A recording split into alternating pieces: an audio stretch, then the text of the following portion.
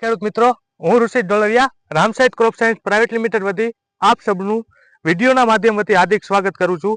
આજે આપણે આવી ગયા છીએ એક પ્રગતિશીલ ખેડૂત જેને જીરુંનું વાવેતર કરેલું હતું। સૌપ્રથમ તમારો પરિચય આપજો। મારું નામ નિમિતભાઈ નથી, મારું ગામ ઠેબચડા।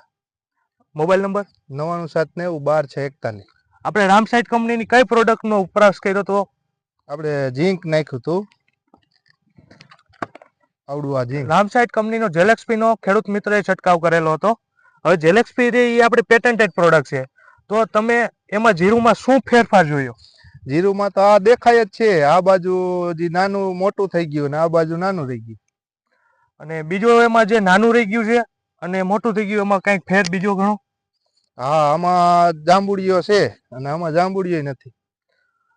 જેમ ખેડૂત મિત્રે જણાવ્યું તેમ જે બંને છોડ બંને ક્યારે એક સાથે હતા એમાં આ બાજુ નથી છંટકાવ કરેલો અને આ બાજુ છંટકાવ કરેલો છે, જે આપણે વિડીયોના માધ્યમથી જોઈ શકીએ છીએ કે જેમાં પાછળ જે જીરું છે ને એ ઘણું સારું એવું ઉગાવો લઈ ગયું છે।